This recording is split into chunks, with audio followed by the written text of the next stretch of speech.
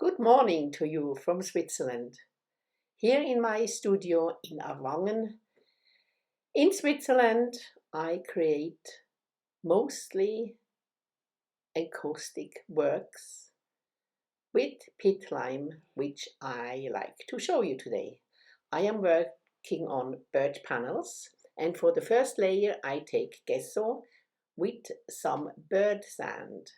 That's the sand you put into your bird cage at the bottom.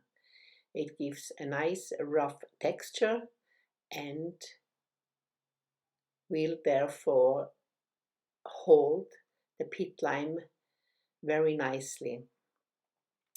This birch panel is 6.5 millimeters high, which I then put into a metal frame. The first layer I put on very roughly because it's only there to support the pit lime afterwards. So I am not taking great care how to attach it. I just put it on and make sure that the surface is nice and has got a lot of texture. Here I have a little one which I am attaching some paper to it to give it a special note. You can use a lot of different things, like working with encaustic, you can use mixed medias in your work, and I usually take old papers, I write on it. As you can see in a minute, I take material which I have from the hospital, which is very nice and light, and I adhere that with wood glue. You also can adhere thicker fabric, or you can adhere leaves from trees. Just let your imagination run wild and see where it takes you. This little piece I have from a very old oil painting. It was attached to the edge, and I always collect little pieces like that which I can add to my work. I love to mix modern and old materials to create a unique kind of work. The next one I have, which will come in a minute. The next one I have a piece of metal mesh. I don't know exactly what it is.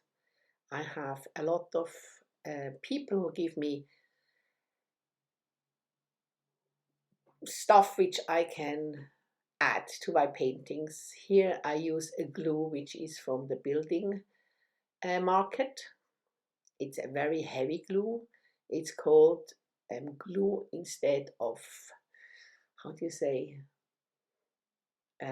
drill a hole, so it actually can hold shelves on the wall, which I actually never tried, but it is very powerful.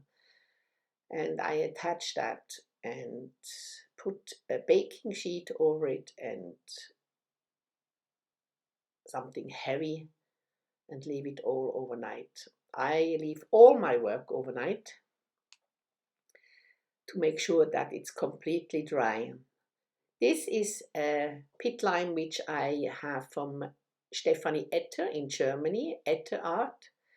It's a very dense pit lime, and I have worked with it several times and I really like it. Here I mix it 1:1 with marble dust from Kremer, so 1 part marble dust and 1 part pit lime.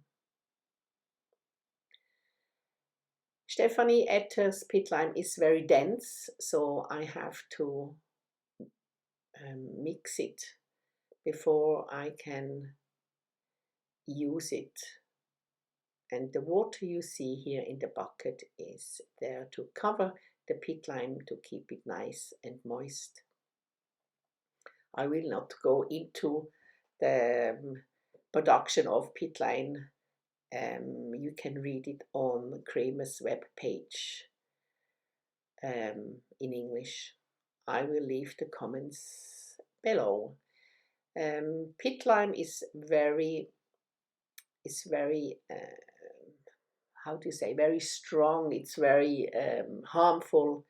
Not harmful. No, it's not harmful. It just dehydrates your hands. So that's why I often use gloves, but mostly I use my bare hands to feel it, to see how soft it is, because it has to be a very nice creamy consistence so that you can adhere it easily onto the mixture of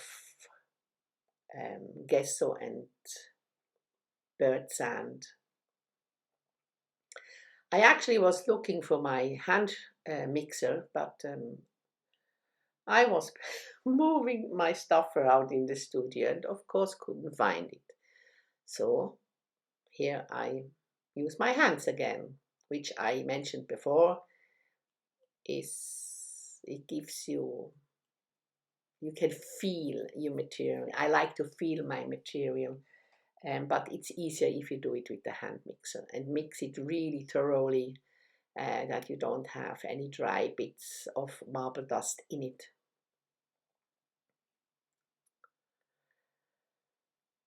I have ordered some other peat lime from a German company. I'm trying that out, but I advise you to get the one from Kramer because you can order it in America, and also the marble dust is from Kramer Pigments, and these two materials are very good. The first layer of peat lime I put on, I work really well into the material below so that the peat lime can grip itself on it, and then I add a little bit more. Also here I am not do it very smoothly. I want to have little cracks and crevices, and you will see then in my next video how it turned out. I leave that to dry for another 2 days and hope that a lot of cracks will appear. Here I sprinkle some water on the surface, which makes nice little holes, which you can fill up with R&F oil sticks afterwards. A second little one I prepared. I have done about 9 pieces altogether for an exhibition, which will be in September. You will see that at the end of the video. After the work is done, I make sure that all the rests I have, which here in the bucket you can see the peat lime and the marble dust mixture, I put the top on, the lid on, and then I use some bandage, some packing bandage,